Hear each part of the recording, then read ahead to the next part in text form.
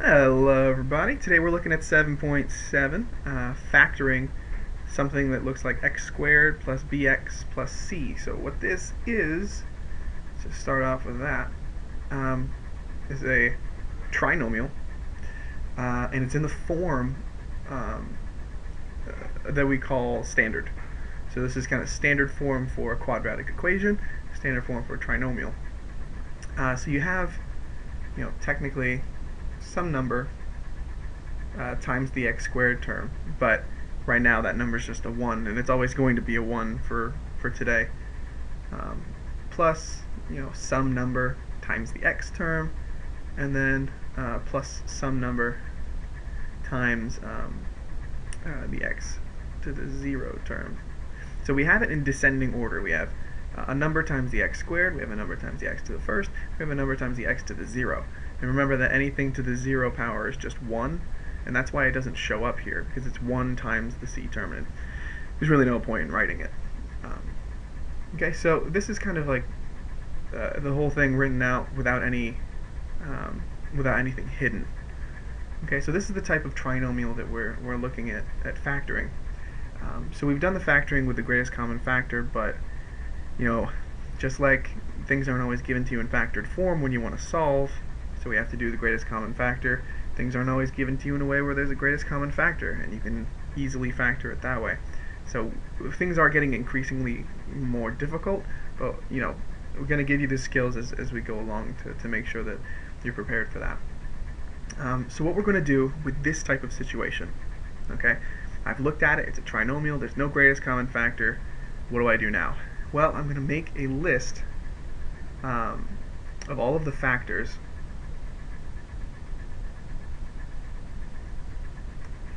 of the c term, so the last term in the trinomial. That's what I'm going to make a list of factors of. And then once I make a list of factors, I'm going to look at all those pairs and think, how can I add them to get the b term? And then I'm going to use the double bubble, we'll look at that in a second, method to write two binomials and plug in those pairs that I'm going to find. And remember to always check. That is the beauty of almost everything we do this year, is that you can always check yourself. Okay, if you get the wrong answer, you can always tell that you got the wrong answer because there's always a check. So let's take a look at an example and show exactly what I mean by all of these statements, because right now I'm sure all of these 4 lines mean absolutely nothing to you.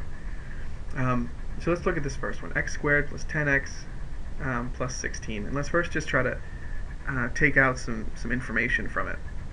The a term, that's the term that multiplies the x squared, just like I said, is a 1. In all of these cases, that a term is going to be a 1, and that's just the way that we're dealing with it today. The b term in this case is what? Positive 10. b is what multiplies the x to the first term, so plus 10. And c is 16, positive 16. Okay, so in order to factor this, what my 4 steps here tell me to do is make a list of factors first of the number 16, and then after I have those factors, I'll be able to move on. So the first thing, take a look at 16. What are the factors? Okay, factors of 16, I'm looking at something simple like 1 and 16. It could be something like 2 times 8. It could be something like 4 times 4. Alright, and I think that's all we got. So let's take a look now at our next step. It says use these pairs. So this would be a pair 1 and 16, this would be a pair 2 times 8, and this would be a pair 4 times 4. And think, how can I add them to get the b term? Is it possible that I can take any of the factors here and add them to get 10? 1 plus 16, if I add them together I get 17, so that's not going to work. 2 plus 8, that gets me 10, awesome, that's actually what I was looking for. And 4 plus 4 gets me 8. So the only one that works is this one right here, 2 and 8. Now why is that even significant? Why do I care about doing any of this? Well, it's all going to come in the third step. This double bubble idea is make the two binomials. All right, put it in the parentheses, and your variable is an x. So you begin the binomial with x's, and then all that you have to do now is say, I've found these two factors of the c term that add up to the b term, and those are going to be the numbers that are going to work when I plug them in to my two binomials. Okay, so what is it that we just did here? I took a trinomial, I discovered two factors of the c term that add up to the b term, and I've put them into two binomials. And that is the factored form. Okay, it's kind of weird at first to see that, and I'm going to multiply it out so that you can see exactly what happens here. Because, like I said, there's always a check. Okay, you can always check to make sure you got the right answer. If I multiply these two binomials together, I should get right back to where I came from. So let's take a look. I'm going to distribute first with the x. So x times x is x squared. Cool, that got me my first term. That's why I needed x's in both of those leading spots. What about if I do x times 8? Well, that's 8x. Okay, now let's distribute the 2. 2 times x and 2 times 8. 2 times x is 2x. And 2 times 8, 16. Cool, so when it's all expanded here, you can kind of see why we chose certain numbers, right? I needed a 2 here, and I needed an 8 here, so that when they multiplied, they got me that c term. That's why I needed factors of the c term. It gets me the 16 here. And then why did they have to add up to the b term? Well, because when I multiply 2 times x, I get 2x. When I multiply 8 times x, I get 8x. And those two things are going to be like terms, and they're going to combine, and they're going to get added together. Okay? So depending on whatever numbers I chose here to multiply to 16, they were also going to be forming the b term of the trinomial. And that's why they needed to add up to 10. Okay, so when I reduce this whole thing, and I write x squared, and I combine 8x plus 2x, and I get 10x plus 16, I get right back to where I started. So I know for a fact that this was my correct factored form. Okay? It almost seems a little like you're cheating a little bit. It's kind of too simple that all I need is factors of the last term that add up to the middle term. But it's going to be that simple. So let's try it again on B. If I'm looking and I'm trying to do exactly what I did in the first example, I need factors of 12 that add up to negative 8. Okay, so let's take a look. Factors of 12, and I need them to add up to 8. So what do I got for factors of 12? I got 12 and 1. I got like 6 and 2. I got 3 and 4. Now let's see if I can add them together. This one will become 13. This one will become 8. This one will become 7. So look, it looks like I have one that works here, 6 and 2. But this one is adding in something a little bit strange, because I didn't pay attention to it at first, but I need to address the fact that this is a negative 8. And that is going to make things a little bit different. Okay, I don't need factors of 12 that add up to 8. I need factors of 12 that add up to negative 8. So actually none of these work, and I need to keep looking for factors. And you might be thinking, there are no other factors, this is all that's there. But the truth is, there are more. There's negative 12 times negative 1. 2 negatives equal a positive. There's negative 6 and negative 2. 2 negatives equal to positive 12. And negative 3 and negative 4. Right? So when I add all of these together, I get negative 13, I get negative 8, and negative 7. So it looks like my real answer is not up here, it's down here. Alright? So now what I need to do is make my two binomials, start off with my x's that when I multiply are going to give me the x squared, and then I put in my numbers, -6, -2. Now the question is, does it work? And I always want to check and make certain.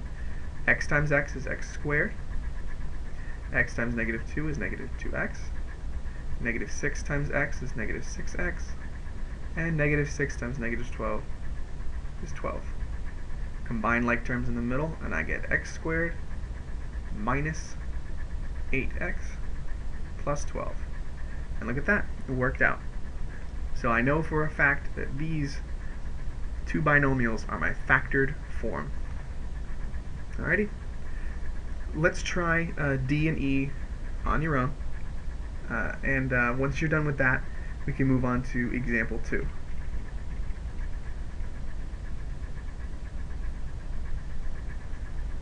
Alright, in example 2, hopefully you've gone through D and E, and it's not too difficult. We're feeling okay about this. So let's look at example 2. I'm going to zoom in on it a little bit.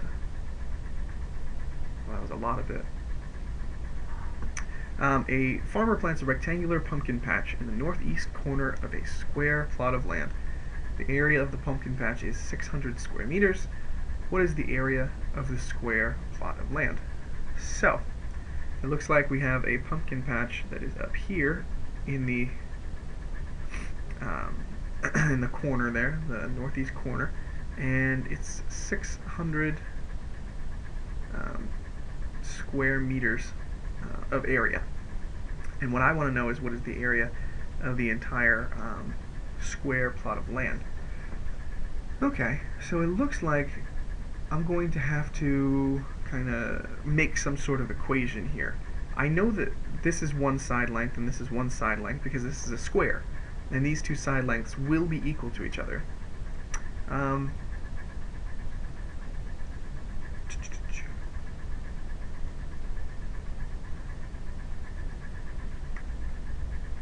Hopefully you're able to see, and you've written this down, that one of the side lengths, in particular this one over here, this piece right here is going to be s units long minus 30. Because the entire side length is s, but I don't care about this 30 meter part right here. So s minus 30 represents just that side. And the same thing is going to be true for up here. We have s, and then up at the top, minus 40. Because all that I care about is this area right in here, since that's the area that I know. We're looking at a rectangle, so these two side lengths times each other should equal the area, 600. So hopefully, I gave you a couple seconds there. Hopefully you would have been able to do something like that, or realize that we're looking to try and make an equation of this, and then I can solve for those side lengths. Okay, so what's interesting here is that now we're at a point where we all know what we have to do. I have two binomials, and what do I have to do with these binomials in order to solve the equation for the variable? I'm going to have to multiply them. And because I have two binomials, it looks like I'm going to have to use repeated distribution, FOIL, box method, whatever way you like to think of it. S times S will come out to be s squared.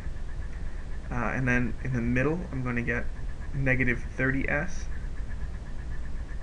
I'm going to get negative 40s. And I'm going to get positive 1200. And that's still going to be equal to 600. Now, all I have to do is combine like terms. So I can get s squared minus 70s plus 600 equals 0. Now, I want y'all to pay very, very close attention. You might not have realized that I took this 600 and I subtracted it to bring it to the other side, so that the right side was 0 and the left side, this number decreased. I also combined like terms here. Okay, I'm going to start to do more things in each step, because we're getting used to it and we're used to seeing these things happen. All right, so now I have a new equation that I need to be able to factor.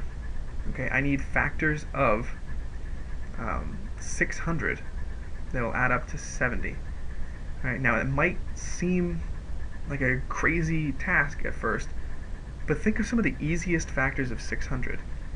You know, there's 601, but let's be honest, when I add those together, there's nowhere close to 70. There's 60 and 10. Is there a way I can add those together to make 70? Yeah, there is, but only if both of them are negative. Negative 60 and negative 10. Okay, so those are the numbers that I'm going to use. Negative 10 and 60 equals 0. Now I can go back to a couple lessons ago when we talked about zero product property, and I can solve this equation. Either this binomial or this binomial has to equal 0 because the two things are multiplying each other. One of them has to be a 0, I know that. So either s minus 10 is going to come out to be 0, or s minus 60 is going to come out to be 0. And depending on which one is true, either s equals 10 or s equals 60. Now comes the time, because we're looking at kind of like a real-life application, when we have to think which one of these solutions actually makes sense, because both of them aren't true. Let's look at the first one, s equals 10. That would be telling me that one of these side lengths is 10 meters long. Is that possible? You should all be thinking, no, it's not possible, because just this length right here is 40. How is it possible that this smaller length here is 40, but this entire side length would be 10? It simply doesn't make sense. So our side length must be 60. And does that make sense? If I have 60 meters here, and this one, which looks like it's about half, is 30, or I have 60 meters here, and this one, which is about 2/3, is about 40. Yeah, it does. So this is going to be my solution, and I can go ahead and throw away this one. Alright, because this one doesn't make sense for our application purposes. It's absolutely a solution to the function, but it's not a solution in terms of an applicable scenario. Alright, so now when we're all set with that, we're going to go over to the back side here, and I just have a couple of practice problems for everyone to try. So what we're going to be doing here is factoring it all down. You don't have to worry about doing any of the solving like we did in the application problem, just getting down to factored form, and we'll take a look at this in class. So good luck!